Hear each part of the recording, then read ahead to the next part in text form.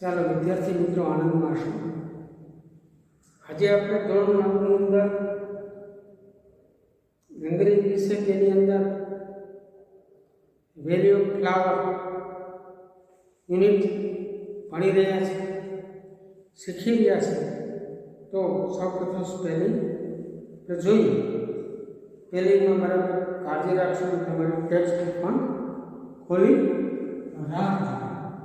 કેતન એટલે ભય ગ્રસ્ત, કેસીસ કે જાત પ્રકાર અસાધારણ ભાગ્ય તો અર્થ કરવામાં આવશે। ઇનડેન્જર એટલે ભયમાં, રિલિજન્સ એટલે ધાર્મિક, અને ડોમિનન્ટ મુખ્યત્વે નજરે પડતી વાત કરવામાં આવશે। ફોન એટલે પ્રાણી સૃષ્ટિ, મેમર એટલે સસ્તન પ્રાણી, એટ્રેક્શન એટલે આકર્ષણ, રેપિટાઇડ એટલે પેટે ચાલતું પ્રાણી, સ્નો એટલે બરફ, એક્સપ્લોર એટલે નિરીક્ષણ કરવું, સ્પ્રેડ એટલે વૈભવી, મેગ્નિફિસન્ટ એટલે ભવ્ય પ્રભાવી, સ્પીડ એટલે ફેલાય, બાયફેક્ટેડ એટલે બે કાંટા પડવા જુદું પડવા એના અર્થમાં, ડ્યુ ડ્રગ્સ એટલે જાગૃત જે બિંદુ, વિધેયક એટલે લયબદ્ધ તાલબદ્ધ, અને ફ્લોરા એટલે પ્રદેશની વનસ્પતિ, કેટેગરી એટલે વર્ગ અથવા પ્રકાર। તો યુનિટની નામના પ્રકાર વિશે વેલ્યુ ઓફ ફ્લાવર એટલે ફૂલની ખીલ આપણે આગળ જોયું કે આપણા ધર્મની અંદર ફૂલોનું મહત્વ છે। ફૂલોનો આપણે જુદી જુદી જગ્યાએ આપણે ઉપયોગ કરીએ છીએ, ભગવાનને ચડાવીએ છીએ, આ ઉપરાંત તેની માળા બનાવીએ છીએ, કોઈ પણ ધાર્મિક પ્રસંગોની અંદર, હિન્દુ ધર્મની અંદર અથવા મોટા ભાગનાની અંદર ફૂલો, આ ઉપરાંત દવા બને છે। તો આની અંદર આપણે જોયું કે જુદા જુદા પ્રકારના જે ફૂલો, અનેક પ્રકારના ફૂલો થાય છે, એનો અત્તર બને છે। તો આગળ આપણે જોયું કે જે નંદાદેવી અથવા વેલ્યુ ફ્લાવર છે એ રાષ્ટ્રીય ઉદ્યાન તરીકે જાહેર કરવામાં આવેલ છે। એની અંદર જુદા જુદા પ્રકારના છોડ છે, 600 પ્રકારના જુદા જુદા પ્રકારના ફૂલો, કેટલાક જે ડેન્જર્સ છે, કેટલાક ડેન્જર્સ નથી, એ પણ ઓળખવામાં આવ્યા છે। આ ઉપરાંત 45 પ્રકારના જે આની અંદર અનેક પ્રકારની જે વનસ્પતિ અથવા ફૂલો આજુબાજુના લોકો છે એ દવા તરીકે અથવા ઔષધિ તરીકે આનો ઉપયોગ કરે છે। તો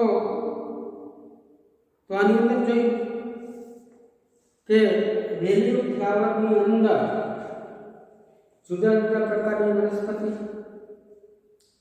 જુદા જુદા પ્રકારના ફૂલો, જુદા જુદા પ્રકારના પ્રાણીઓ, જુદા જુદા પ્રકારના પક્ષીઓ આપણને જોવા મળે। હા, એટલું બધું એટ્રેક્શન છે,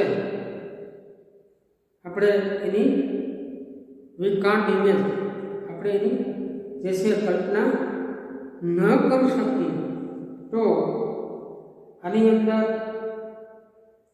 જુદા જુદા પ્રકારના આપણે જોયું કે આ પ્રકારના જે છે રસદંતી છે, બ્લુ પોપીજ છે, કનફુલિયા છે, સાલકંદા છે, તો બારીથી અને જે હલ્દી ફૂલ, આ જુદા જુદા પ્રકારના ફૂલોના નામ છે, જુદી જુદી વનસ્પતિમાંથી આ થાય છે।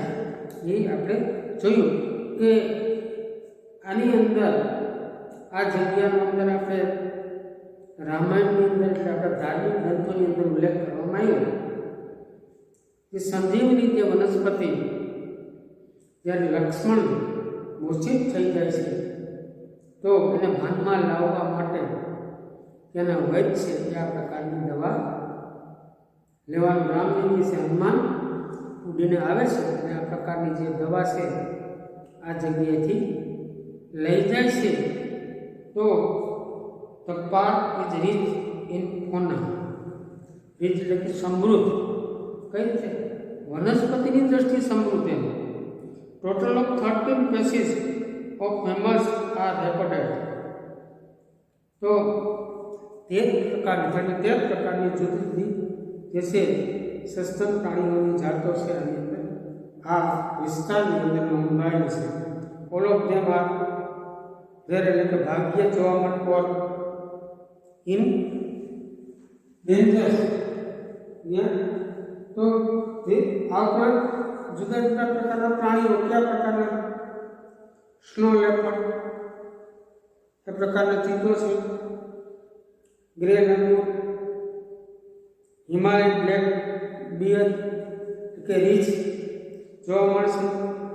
રેડ ફોક્સ તો શિયાળ જોવા મળશે. હિમાલયન વિઝલ એટલે કે નોળિયો. ઉપરાંત મસ્ક ડીર હરણ, ઘોરલ્સ, થાર, ભારલ્સ અથવા બ્લુ સી જેટલા આપણે જે કહીએ ને ફ્લાઇંગ સ્પેરલ એટલે ઉડતી ખિસકોલી. આ જુદા જુદા પ્રકારના આવા જે પ્રાણીઓ છે ત્યાં આપણને જોવા મળશે. એટલે ઉપરાંત 114 species of birds are scene this park. આની અંદર 114 પ્રકારના જુદા જુદા પક્ષીઓની જાતિ જોવા મળે. જુદા જુદા પ્રકારના કેટલા 114 પ્રકારના. તો બર્ડ પક્ષી તો સી શો સી નું ભૂત જે છે ભૂત પૂજનનો રૂપ આપણે જોવા મળે છે. તો મેઇન એટ્રેક્શન આ હિમાલય. તો આનું મુખ્ય જે આકર્ષણ છે કઈ પ્રકારનું છે તો કે વલ્ચર ઈદ. આ ઉપરાંત યેલો એટલે પીળું, રેડ લાલ, બિલેટ ચક એક કાગડો. આ પ્રકારનો જે કલરવાળો કાગડો ત્યાં એક આ જે આ પ્રકારનો જે છે એ જોવા મળે છે. કોકલેસ પીજન એટલે કે તેતર, મોનલ પીજન તેતર, યેલો ને ગુડ પેકર, લકડપત. આ પ્રકારના જુદા જુદા પક્ષીઓ તેની અંદર આપણને જોવા મળશે. બ્લુ થ્રોટેડ એટલે કે જે ગળાની અંદર બ્લુ પ્રકારનું જે બારપેટ નામનું જે આ વિસ્તારની અંદર એક પ્રકારનું જે છે થાય છે. સ્નો પીજન એટલે કે સફેદ પ્રકારનું કબૂતર આપણને જોવા મળે. દેર આર સેવરલ વેરાયટી જુદા જુદા ઓફ રેપ્ટાઇલ્સ એટલે પેટે ચાલતા પ્રાણી. બટરફ્લાઇઝ પતંગિયાઓ ઇન અધર ઇન્સેક્ટ એટલે કે જંતુઓ. આ પ્રકારના અંદરથી આપણને જુદા જુદા પ્રકારના જે પ્રાણીઓ, વનસ્પતિઓ, ફૂલો, પક્ષીઓ. તો આ એટલા માટે આકર્ષણ કેન્દ્ર છે. વેલ્યુ ફ્લાવર છે આપણે જોઈએ જે નામ આપ્યું 3 ધે પરત રોક ત્યાં ગયા હતા. આકસ્મિક રસ્તો ભૂલી ગયા અને આખરની અંદર આવી પહોંચ્યા. તો આથી આપણે આપણો જે વૈભવી શું જોવા મળે ઇતિહાસ તેની આપણી જે ભારતીય સંસ્કૃતિમાંથી. તો ખાસ શબ્દો તૈયાર કરી લેવા, સ્પેલિંગ તૈયાર કરી લેવા. તો આપણને આ જુદા જુદા પ્રકારની માહિતી આની અંદરથી આપણને મળે. તો વેલી remains covered with thick blanket of snow during winter. જો વિન્ટર એટલે શિયાળો, ડ્યુરિંગ દરમિયાન, સ્નો એટલે બરફ, થીક એટલે જાડી ચાદરથી ઢંકાયેલું જોવા મળે. આ વિસ્તાર ક્યારે તો કે કવર ઢંકાયેલું. કઈ રીતે શિયાળાની ઋતુ દરમિયાન. કઈ રીતે તો કે શિયાળાની ઋતુ દરમિયાન કેવી ચાદર કે બરફની ચાદર જોવા મળે. કારણ કે એનું વાતાવરણ એકદમ માઇનસ રહેતું હશે. It is full Bloom during July, August અને સપ્ટેમ્બર દરમિયાન. આની અંદર બ્લૂમ એટલે ખીલેલું. ડ્યુરિંગ દરમિયાન ક્યાં ફૂલ એટલે આખું જુલાઈની અંદર, ઓગસ્ટની અંદર, સપ્ટેમ્બરની અંદર આખે ઋતુ દરમિયાન આ વનસ્પતિ ફૂલો એ આપણે ખીલેલા જોવા મળે, મજા આપણું મન છે એકદમ મોહક બની એવું એટ્રેક્શન લાગે, આપણે ગમે. જ્યારે કુદરતે બનાવેલી જે કોઈ પણ વસ્તુ છે ને આપણે ગમે સરળતાથી, જે કુદરતે બનાવેલી. તો આ this is the best time. તો યોગ્ય સમય કયો? એક્સપ્લોર એટલે કે જે નિહાળવા માટેનો વૈભવ ઓફ ધીસ મેગ્નિફિસન્ટ. તો આ જગ્યાનો વૈભવ નિહાળવાનો બેસ્ટ સમય છે. આ જગ્યાને નિહાળવા માટે જોવા માટે કે જુલાઈ, ઓગસ્ટ અને સપ્ટેમ્બર. તો આ એનો યોગ્ય સમય છે. કયો સમય છે? તો કે આ સમય દરમિયાન અહીંયા આ વસ્તુ આપણને જોવા મળે છે. આ ની અંદર જુદા જુદા પ્રકારના જે સ્પેલિંગો છે આપણે જોવા જઈએ તો આપણા કેમ કે છે એની અંદર જે પુષ્પાવતી રિવર જે નદી છે સ્પ્લીટ ફેલાય 6 કિલોમીટર ધ વેલીથી 6 કિલોમીટરની અંદર જે પુષ્પાવતી નદી છે 6 કિલોમીટર વિસ્તરેલી છે, ફેલાયેલી છે. જ્યાં વોટર એટલે પાણી bifurcate the valley two 2 part, બધા 2 પાર્ટની અંદર ફાંટા પડી જાય છે. નદીઓને આપણે જોયું કે આગળ જતા એ જુદા ફાંટા પડતા હોય છે.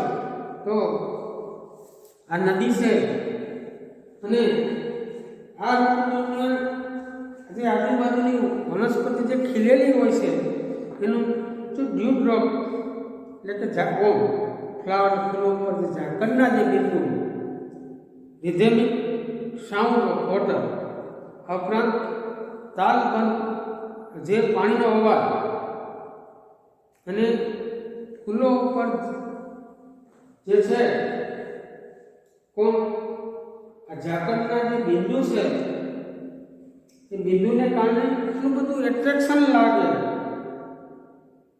બરાબર. Rich flora. તો આ પ્રદેશની જે વનસ્પતિ રીચ એટલે કે સમૃદ્ધ એન્ફોના પ્રાણી સૃષ્ટિ delight bridge of cool hair are waiting for you. એની જે ઠંડી આહલાદક હવા જે આ તમારી રાહ જોઈ રહ્યું છે એ છે એટલું બધું જે આકર્ષણનું કેન્દ્ર છે. તો આ આની અંદર આપણને જોવા મળ્યું listen call of valley flower. તમને બોલાવી હોય એવું લાગે છે. The dream of walking through this valley with your અને ડ્રીમ એટલે કે સપનું. આ જોવા માટે તમે પૂરું કરજો. આની અંદર આપણે જોયું આપણા આની જે એક્સરસાઇઝ છે દાખલા તરીકે જો ખાલી જગ્યાઓ છે એન્ચાન્ટિંગ, ટ્રાવેલર, અર્વિંગ, સ્ટન આવા જે શબ્દો દ્વારા આપણે જેથી કરીને આપણે વારંવાર પુનરાવર્તન કરી શકીએ. તો આપણે જોઈએ વન્સ એટલે કે વી વિઝિટેડ નેચરલ પાર્કની મુલાકાત લીધી શેની વી વેર. તો એની અંદર સ્ટન છપ થઈ ગયેલા મુકામે where we show panoramic view of nature. આ જે દ્રશ્ય જોઈને અમે એકદમ છપ થઈ ગયા કારણ કે વૈભવી જે દ્રશ્ય છે કેવું દ્રશ્ય વૈભવી જે દ્રશ્ય જોઈને અમે છપ થઈ ગયા. તો ઇટ વોઝ રિયલી કેવું છે ઇન્ચાન્ટિંગ એટલે કે મોહક કમાડે એવું. કેવું હતું? વાસ્તવિકતા મોહક કમાડે હતું. This flower show alluring. ફૂલો પણ એટલા બધા મોહક હતા that you can't avoid touching. તો એ ઉપરાંત આજ જે દ્રશ્ય જોયું યે દેટ હેલ્પ આ કેવા પ્રકારનું તો કે મ્યુરિફરસ અલૌકિક ઇફેક્ટ ઓન મી हमारा मगज ऊपर केवा प्रकारने જે અસર કરી અને રોડ ટ્રાવેલ એના વિશે કોને નિબંધ અથવા પ્રવાસનું વર્ણન લખીશ. તો આ જે એક્સરસાઇઝ છે એ પણ આપણે જોવા માટે પ્રયત્ન કરીએ કે જેથી કરીને આપણને મજા આવી જાય. પછી આની અંદર ટ્રુ ઓર ફોલ્સ તો આની અંદર આપણે વેલ્યુ ફ્લાવર જે નેશનલ હેરિટેજ પાર્ક, તો આ વાક્ય સાચું છે કે ખોટું છે આપણે યુનિટને આધારે નક્કી કરી શકીએ.